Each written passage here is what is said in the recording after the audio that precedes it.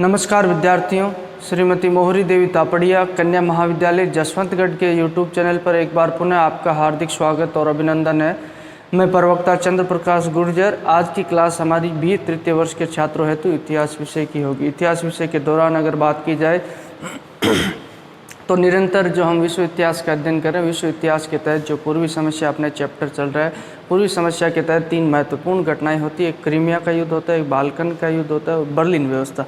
तो क्रीमिया के युद्ध के बारे में पढ़ रहे हैं। क्रीमिया के युद्ध की अगर बात की जाए तो हमने इससे पूर्व जो इसके कारणों के बारे में जिक्र किया, जो ईसाई तीर्थ स्थानों का प्रश्न होता है उनको लेकर जो रूस और तुर्की में विवाद होता है, संरक्षण को लेकर जो फ्रांस के द्वारा संरक्षण की मांग की जाती है और उसके अलावा तुर्की के द्वारा भी संरक्षण की मांग रूस के द्वारा संरक्षण की मांग की जाती है। तो उस मांग को जो तुर्की के द्वारा ठुकरा दिया जाता है। रूस के द्वारा जो मांग की गई थी धार्मिक तीर्थ स्थानों को जो तुर्की साम्राज्य में स्थित थे, उस मांग को ठुकरा दिया गया। एक कारण ये होता है तुर्की के द्वारा, और उसके अलावा जो रूसी जो राजदूत होता है जो तुर्की साम्राज्य में, तुर्की साम्राज्य की राजधानी कस्तुनतुनिया में रहता है, उसके द्वारा जो क्या कर दिया जाता है, जो तुर्की से रूस प्रस्थान कर लिया जाता है, वो वहाँ से निकल जाता है। इससे विवाद बढ़ता चला जाता है और अचानक से जो रूसी सेनाओं के द्वारा जो तुर्की साम्राज्य में 1853 ईस्वी को जो प्रवेश कर लिया जाता है, ये युद्ध का एक कारण रहता है।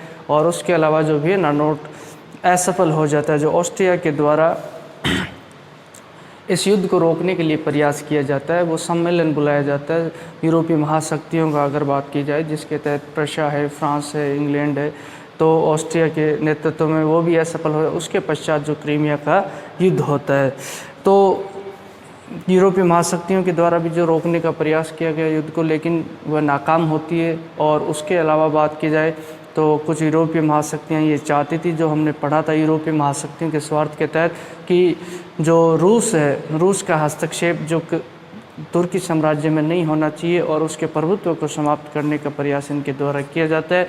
और इन्हीं जो महाशक्तियों के, यूरोप की महाशक्तियों के स्वार्थवश ये क्या होता है, जो युद्ध होता है।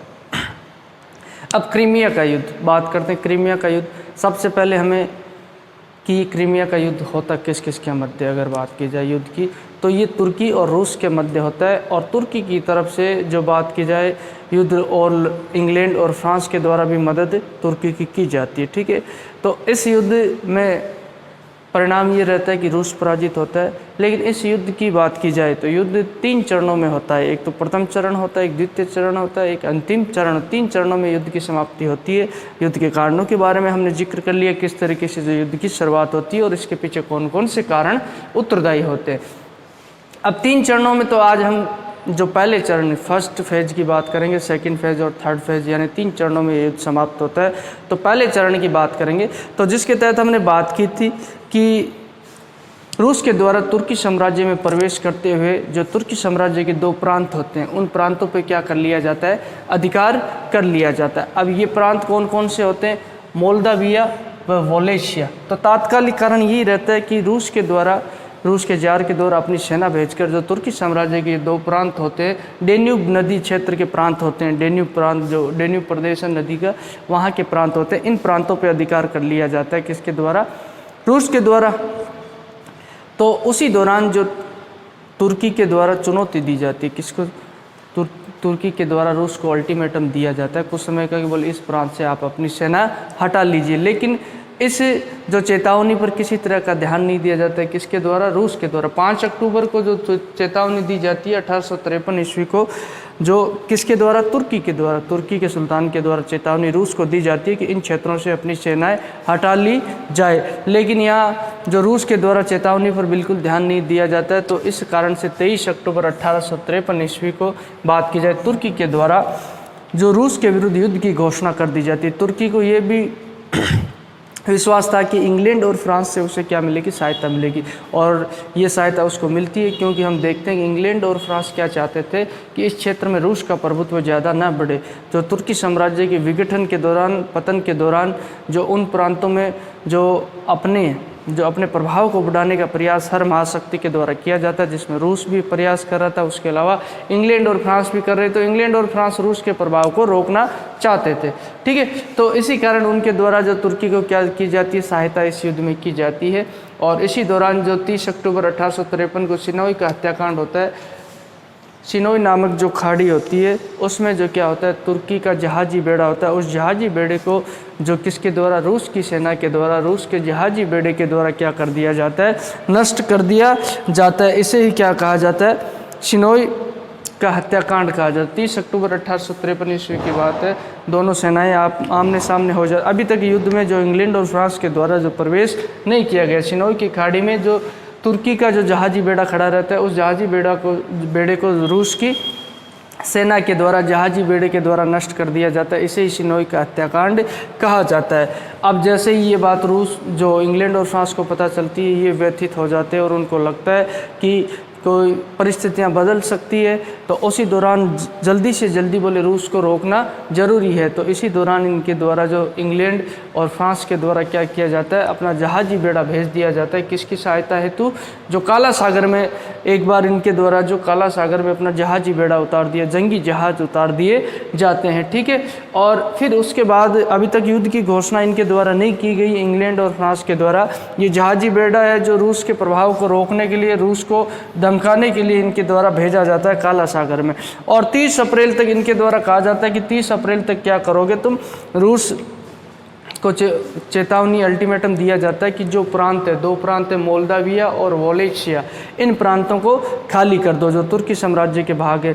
लेकिन रूस के द्वारा इस चेतावनी पर बिल्कुल ध्यान नहीं दिया जाता है, रूस के द्वारा इस चेतावनी को भी ठुकरा दिया जाता है।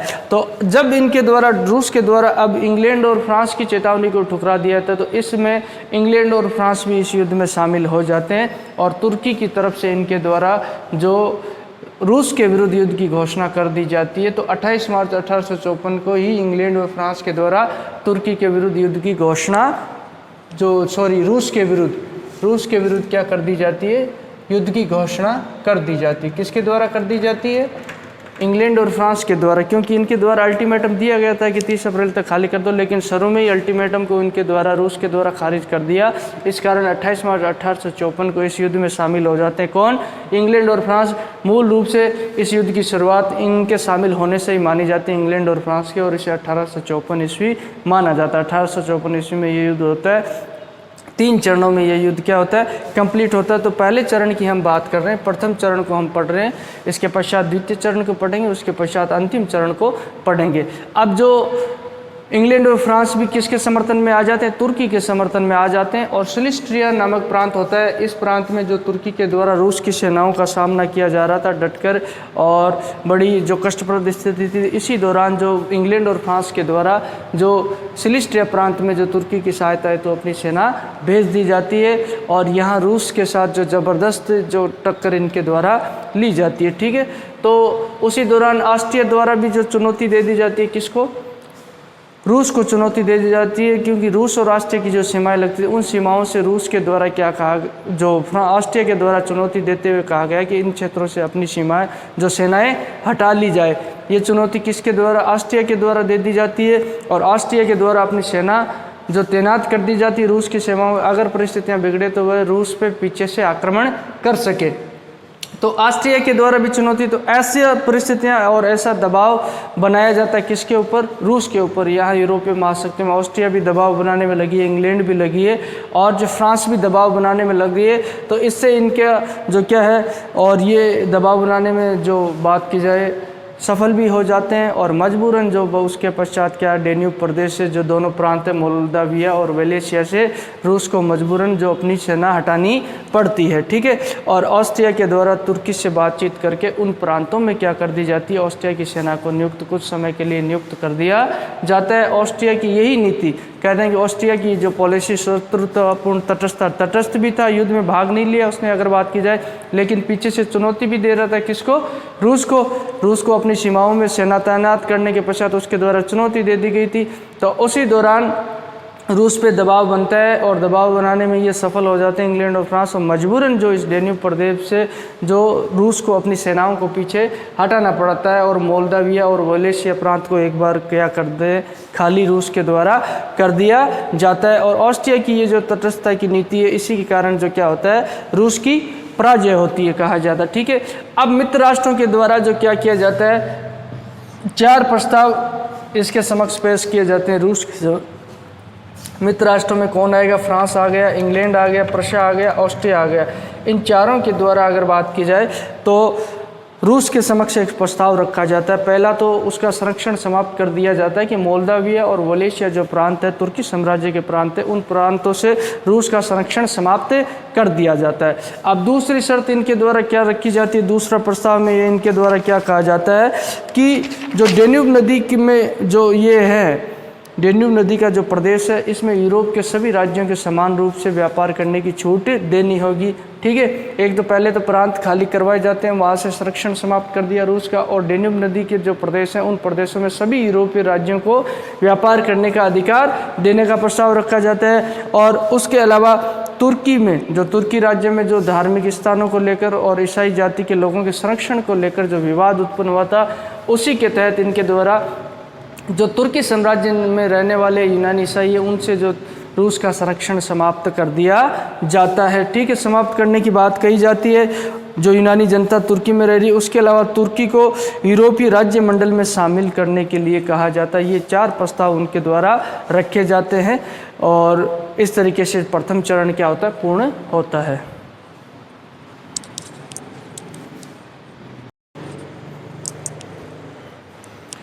तो विद्यार्थियों, आज की क्लास में बात की जाए तो हमने क्रीमिया युद्ध के प्रथम चरण का जिक्र किया है। प्रथम चरण के तहत हमने देखा कि किस तरीके से जो रूस के द्वारा जो तुर्की साम्राज्य के दोनों प्रांतों पर क्या कर लिया जाता है? अधिकार कर लिया जाता है, मोल्दाविया और वलेशिया, और उन प्रांतों को जो यहाँ इंग्लैंड, फ्रांस के द्वारा जो दबाव बना के, ऑस्ट्रिया के द्वारा दबाव बना के इन प्रांतों को क्या करवा दिया जाता है? खाली करवा दिया जाता है। और इस तरीके से प्रथम चरण पूर्ण होता है। हम देखते हैं कि किस तरीके से जो इस युद्ध में जो तुर्की की तरफ से इंग्लैंड और फ्रांस भी शामिल हो जाते हैं और उसी दौरान इनके द्वारा दबाव बनाया जाए। ऑस्ट्रिया भी इस युद्ध में जो तटस्थतापूर्ण शत्रुता की नीति रखता है रूस के साथ, और उसी कारण जो क्या होता है? रूस पराजित होता है।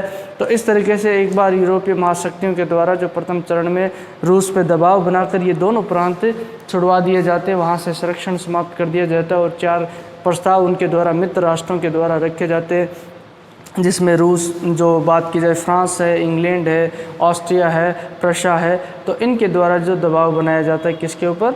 रूस पे। 4 प्रस्ताव उनके द्वारा रखे जाते हैं कि एक तो दोनों प्रांतों से जो बात की जाए, जो ये मोल्दाविया और वलेशिया है, ठीक है, वालेशिया है, इन प्रांतों से संरक्षण समाप्त कर दिया जाता है। और तुर्की में जो यूनानी जनता रहने वाली है उसके ऊपर जो रूस का संरक्षण समाप्त कर दिया। डेन्यूब प्रदेश में जो सभी जो यूरोपीय राज्यों को व्यापार करने का अधिकार दे दिया जाता है। और उसके अलावा बात की जाए तो जो तुर्की को यूरोपीय राज्य मंडल में शामिल करने का प्रस्ताव रखा जाता है। इस तरीके से प्रथम चरण क्या होता है? समाप्त होता है।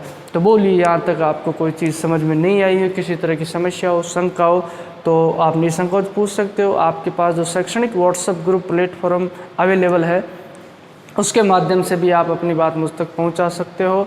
इसके अलावा बात की जाए अध्ययन अध्यापन से संबंधित किसी तरह की राय या सुझाव, वह भी आपकी आमंत्रित है। इतिहास विषय से संबंधित कोई भी आपकी जिज्ञासा, उत्सुकता, उसे भी आप मुझसे साझा कर सकते हो। तो आज की क्लास के लिए बस इतना ही, और सभी विद्यार्थियों का एक बार पुनः बहुत बहुत धन्यवाद।